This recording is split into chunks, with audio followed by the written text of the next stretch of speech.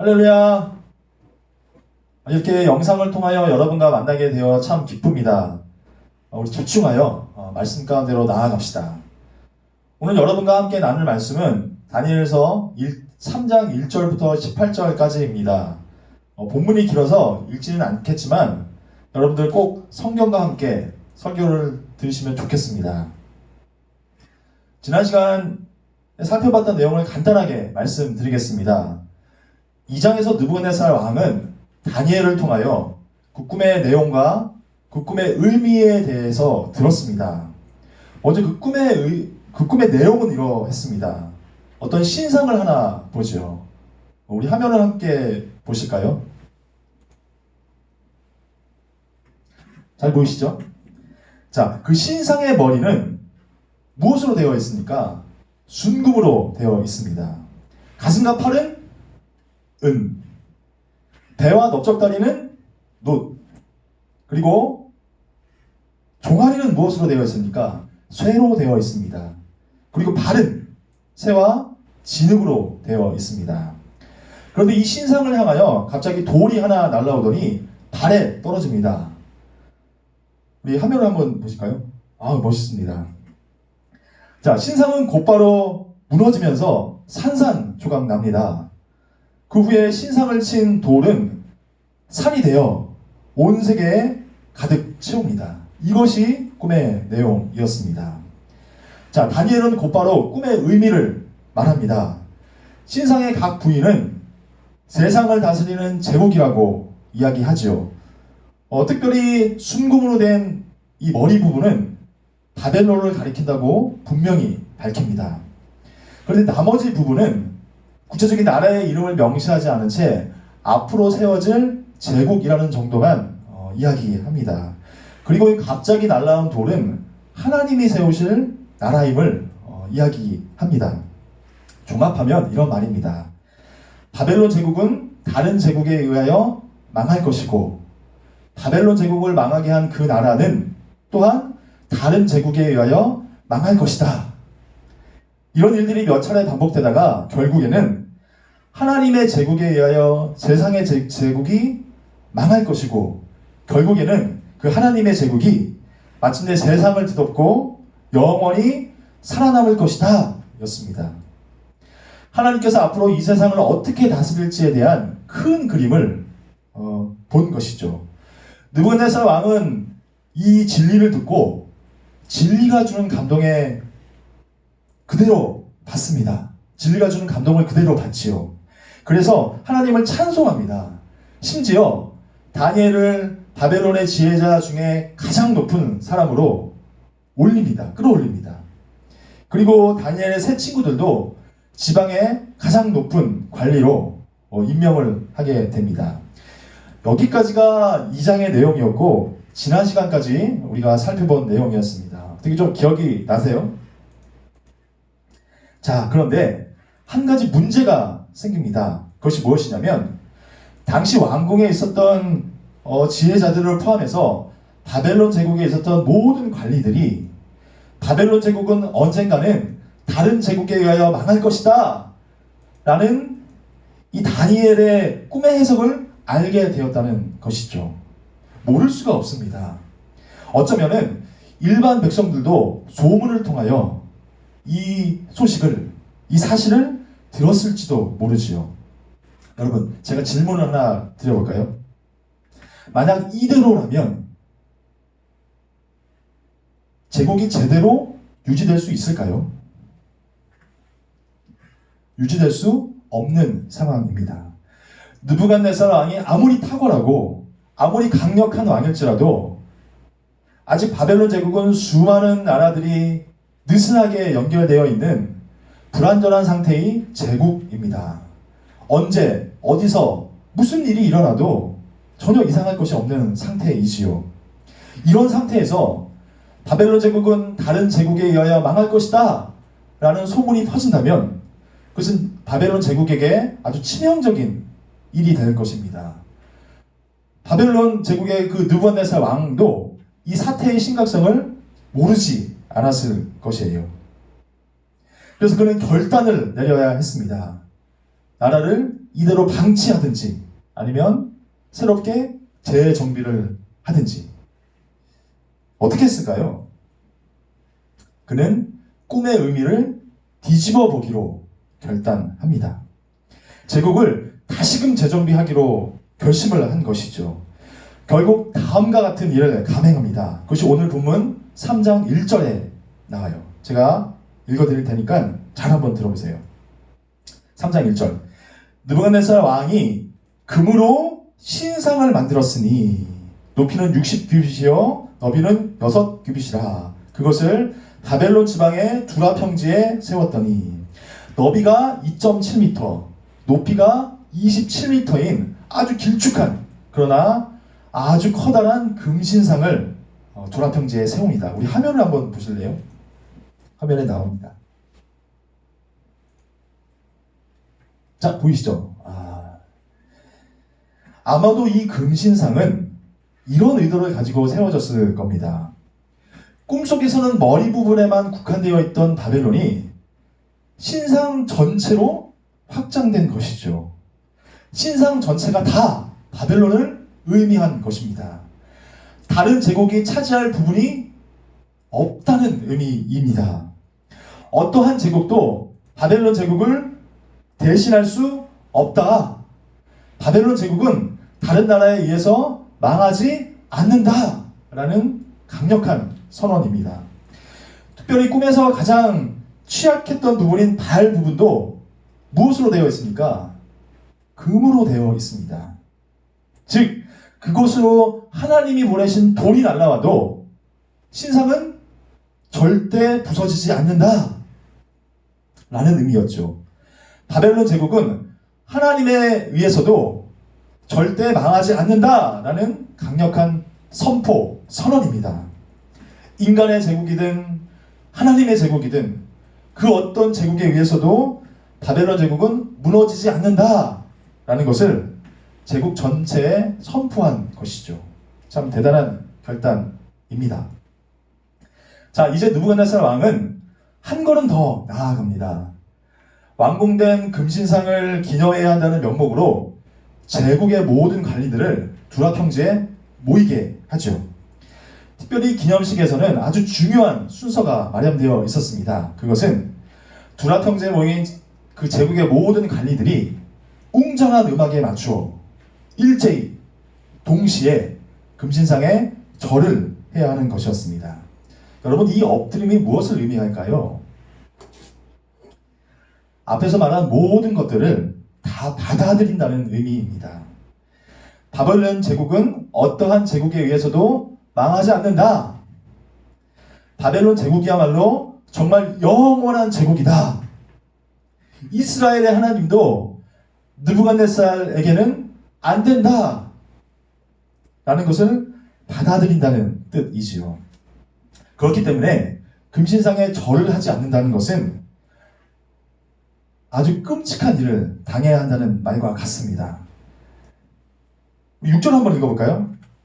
금신상에 절을 하지 않을 경우 어떤 일을 당해야 하는지 우리 한번 6절을 통해서 한번 알아봅시다. 제가 읽어드릴게요. 누구든지 엎드려 절하지 아니하는 자는 즉시 맹렬히 타는 풀무불에 던져 넣으리라 하였더라.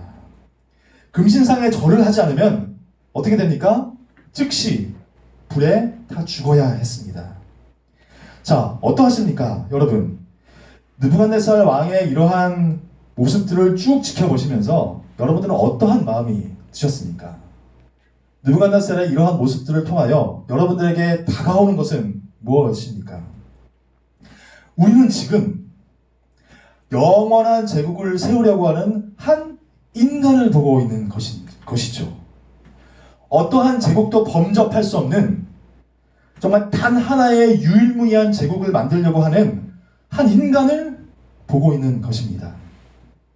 영원한 제국, 영원한 권세를 가지기 위해 몸부림치는 한 인간을 보고 있는 것이에요. 그런데 여러분, 인간이 이러한 제국을 만들 수 있을까요? 인간이 이러한 권세를 가질 수 있을까요? 그럴 수 없죠. 인간은 이러한 제국을 만들 수도 없고 이러한 권세를 가질 수도 없습니다. 오직 하나님만이 그 영원한 제국을 만들 수 있고 불멸의 권세를 가질 수 있습니다. 결국 우리는 하나님이 되려고 하는 인간을 보고 있는 것입니다. 절대자가 되려고 하고 초월자가 되려고 하고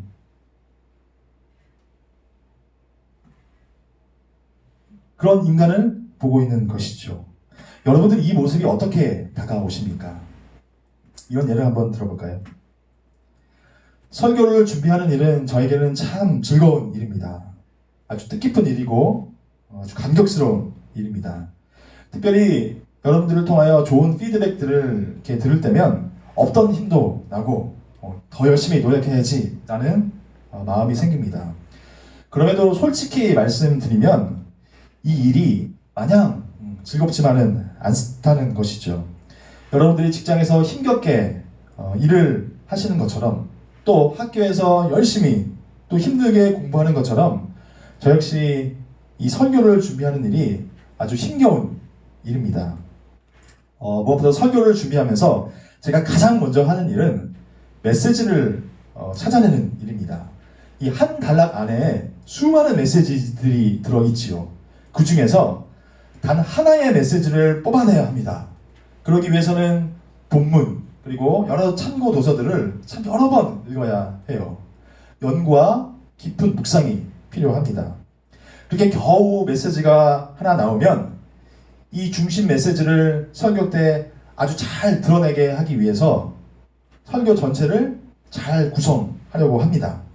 여러 가지 구성하는 방법들이 있지만 저의 경우에는 발단, 전개, 결정, 유익이, 결말에 이야기 형식으로 구성을 하려고 특별히 애를 씁니다.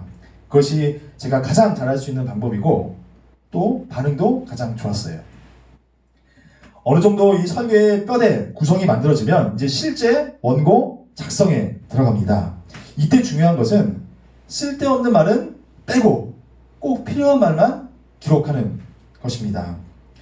참 하고 싶은 말은 많지만 이 중심 메시지를 잘 드러내게 하기 위해서 과감하게 빼버리는 경우들이 참 많이 있죠.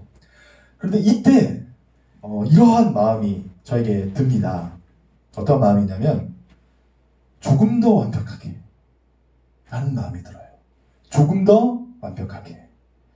흠 없는 완벽한 설교 원고를 만들려는 갈망이 저를 사로잡습니다. 그런데 불행히도 이때부터 고통이 시작돼요. 초조해지고 예민해지고 짜증이 나고 화가 납니다. 근데 여러분, 흠 없는 완벽한 설교는 누가 만들 수 있을까요? 그것은 창조주 하나님만이 만들 수 있습니다. 복음서에서 본 것처럼 예수 그리스도만이 진짜 완벽한 온전한 설교를 할 수 있는 것이죠. 근데 어느새 제가 하나님이 되려고 창조주가 되려고 초월자가 되려고 안간힘을 쓰고 있었습니다. 참 얼마나 위태롭고 어리석고 교만한 모습입니까? 느부갓네살 왕도 마찬가지입니다. 영원하고 유일무이한 제국, 누구도 범접할 수 없는 그 절대적인 권세, 이런 것을 꿈꾼다는 것은 창조주 하나님이 되겠다는 선언이지요. 피조물임을 거부하는 말입니다. 진정으로 바라기는 우리가 일상을 살아가면서 우리도 모르게 하나님이 되려고 하는 때가 얼마나 많은지를 깨닫는 지혜가 있었으면 좋겠습니다. 우리에게 맡겨진 일은 정말 최선을 다해야 하죠. 그죠? 맞습니다. 그런 이것보다 더 나아가서 완벽하게 하려고 한다거나 정말 흠이 없게 하려고 해서는 안 된다는 것입니다. 이것은 누구만 가능한 일입니까? 창조주 하나님만 가능한 일입니다. 이런 마음이 들 때마다 얼른 제자리로 돌아오는 그런 지혜가 있었으면 좋겠습니다. 아멘. 다시 본론으로 좀 들어가 볼까요? 느부갓네살 왕은 이렇듯 영원한 제국을 만들려는 그 욕심, 그 욕망 때문에 금신상을 만들었고 그 금신상에 절을 하도록 관리들을 강요했습니다. 근데 중요한 것은 느부갓네살의 이 명령이 지방에 있던 유다의 새 청년들에게 해당된다는 점이었습니다. 아마도 다니엘은 왕의 측근으로서 왕궁을 지켜야 했기 때문에 이 명령에 직접적으로 해당되지는 않았던 것 같습니다. 자, 아무튼 다니엘의 새 친구는 이 왕의 명령 때문에 아주 난감했을 겁니다. 저를 해야 할지, 저를 말아야 할지를 결정해야 했기 때문이죠. 이들은 어떠한 결정을 내렸을까요? 어느 정도 짐작이 가긴 하지만 우리 좀 이따 확인해 봅시다. 자, 이제 금신상을 앞에 두고 수많은 악기들이 울려 퍼집니다. 그리고 그 웅장한 음악에 맞추어 거기서 모인 모든 관리들이 일제히 동시에 절을 하지요. 느부갓네살 왕은 아주 감격스러웠을 겁니다.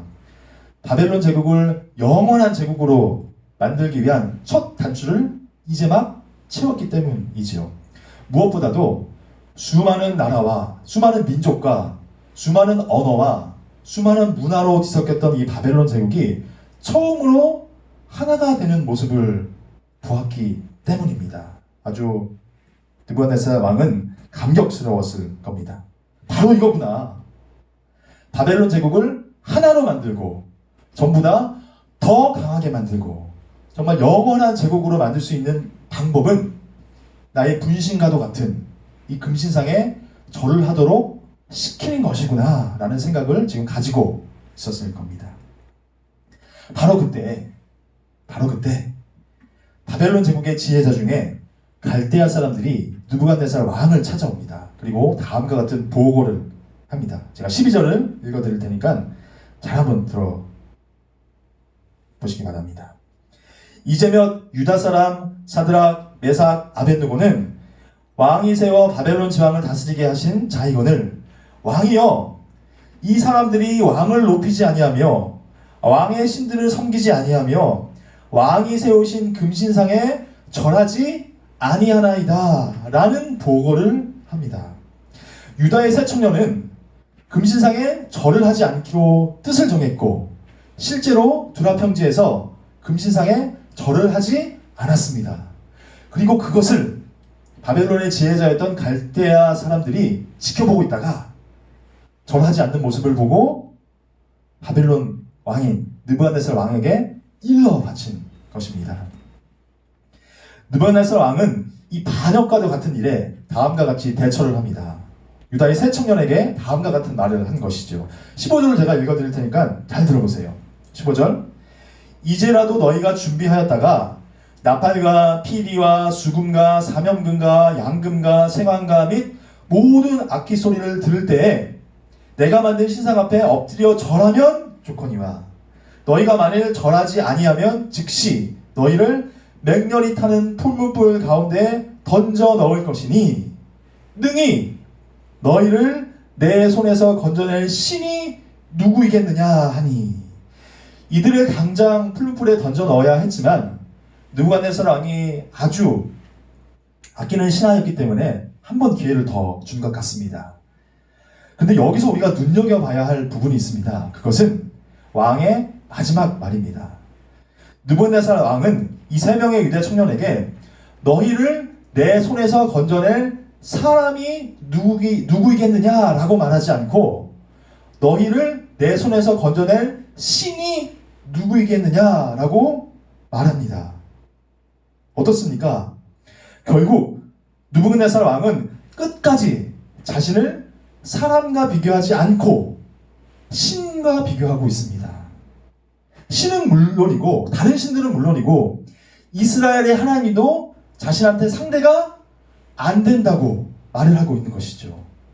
자신이야말로 절대적인 존재라고 말하고 있는 것입니다. 여러분들, 느부갓네살 왕이 어떠한 사람인지 좀 아시겠습니까? 이 왕은 처음부터 끝까지 자신을 능가하는 뭔가를 절대 인정하지 않았던 사람입니다. 자신이 무조건 최고여야만 하는 사람입니다.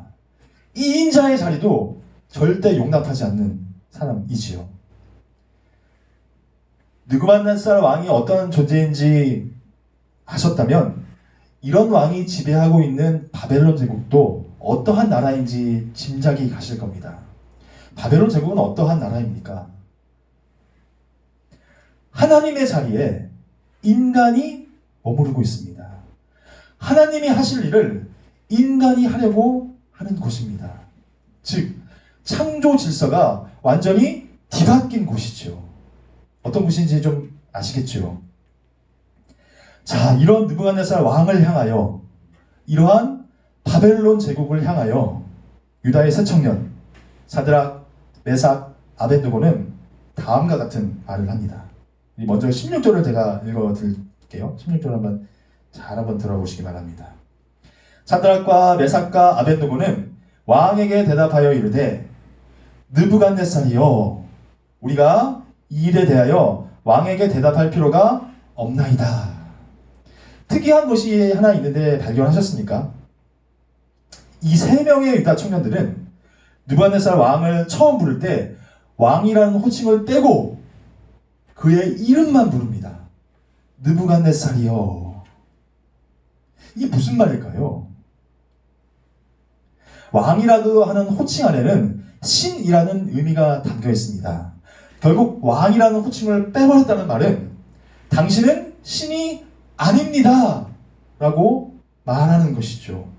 당신은 한낱 피조물에 불과합니다. 그저 인간일 뿐입니다 라고 말을 하고 있는 것입니다. 누구에게? 하나님이 되려고 하고 영원한 제국과 영원한 권세를 가지려고 하는 자에게 이런 말을 하고 있는 것이죠. 우리 그리스도인들이 특별히 이 세상을 향하여, 인간이 피조물임을 망각한 이 시대를 향하여 가장 먼저 선포해야 할 진리가 바로 이 진리 아닌가 싶습니다. 우리는 피조물에 불과합니다. 우리는 창조주가 아닙니다. 우리는 한낱 인간일 뿐입니다. 여러분, 끔찍한 기상이변이 지금 일어나고 있습니다. 또 초유의 전염병 사태가 벌어지고 있지요. 이게 왜 일어났을까요? 그것은 인간이 피조물임을 망각한 결과입니다. 자연을 잘 다스리고 자연을 잘 가꾸라고 하는 그 창조주 하나님의 명령을 무시하고 그 자연을 착취하고 가혹하게 개발한 결과이지요. 우리는 피조물에 불과합니다 라는 이 고백이 우리의 입술에서 끊어지지 않기를 소망합니다. 그리고 이 고백이 우리 주위에 있는 많은 사람들에게 정말 영향력 있게 다가갔으면 좋겠습니다. 아멘. 자, 이 고백 이후 세 명의 유다 청년들은 느부갓네살 왕에게 진짜 신이 누구인지, 진짜 창조주가 누구인지를 알려줍니다. 그것이 17절에 나와 있어요. 제가 읽어드리겠습니다.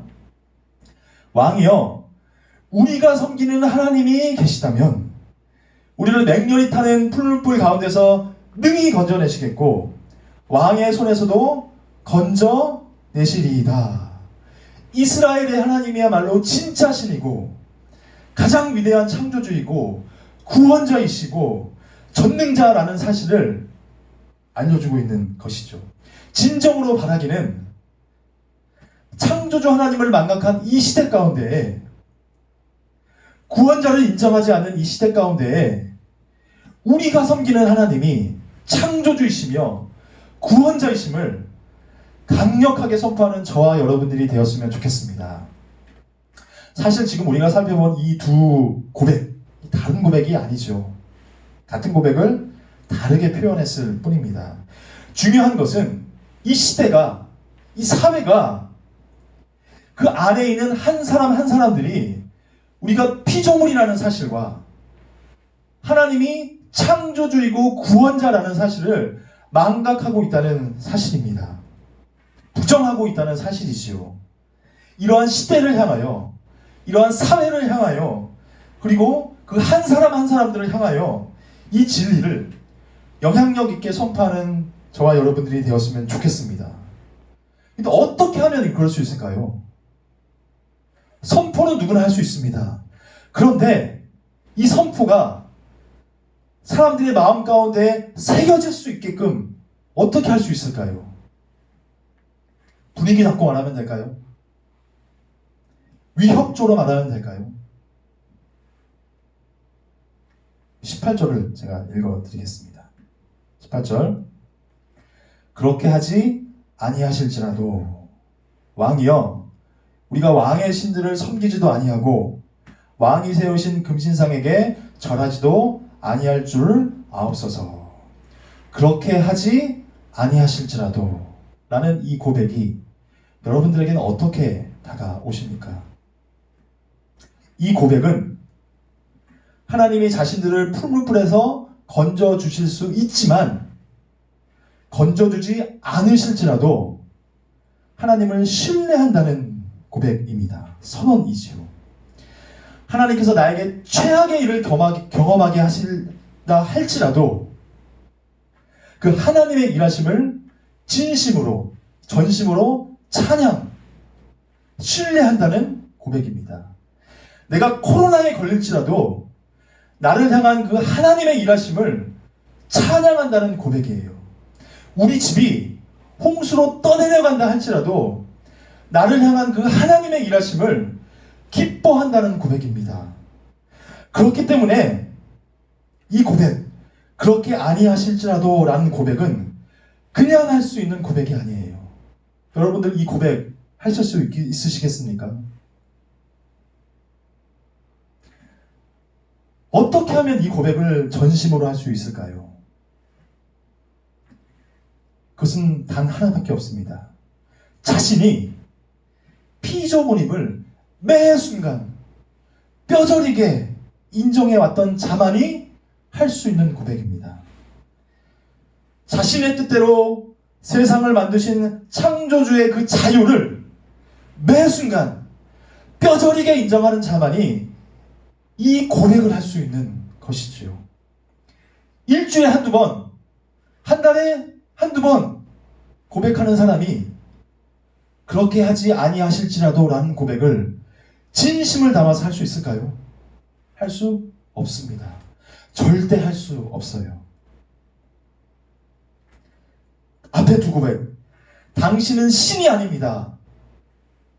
하나님이야말로 진짜 신입니다. 라는 이 두 고백에서 끝날 뿐이에요.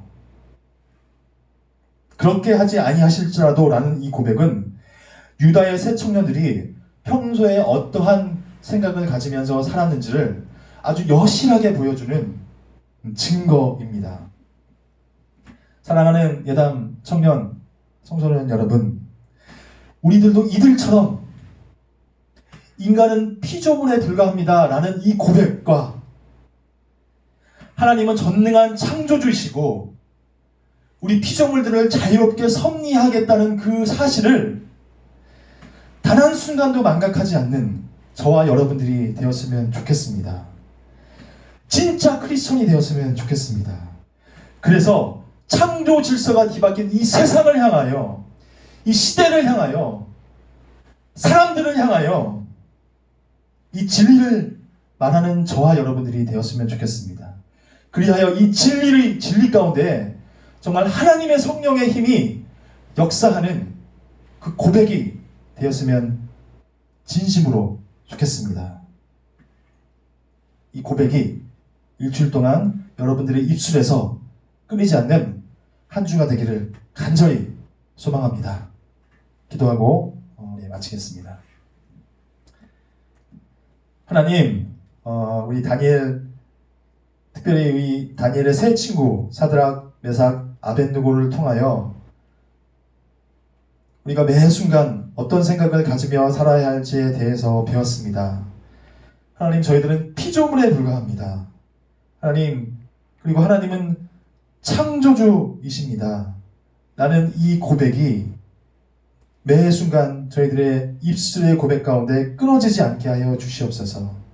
하나님, 이 고백을 가지고, 이 생각을 가지고 늘 살아가는 저희들 되게 하여 주시옵소서. 그래서 저희들의 입술을 통하여 이 고백이 흘러나왔을 때 정말 영향력 있는 고백이 되게 하여 주시옵소서. 그러한 진정, 힘이 있는 정말 성령의 능력 가운데 있는 그런 기독 청년과 청소년들이 될 수 있도록 우리들의 매일의 삶을 지도하여 주시옵소서. 감사드리며 예수님의 이름으로 기도드립니다. 아멘. 다음 주에 또 다음 주는 우리 영상이 아니라 우리 대면하여 보면 더욱 좋겠습니다. 이 한 주간 건강 잘 관리하시고 대면하여 만났으면 좋겠습니다. 샬롬.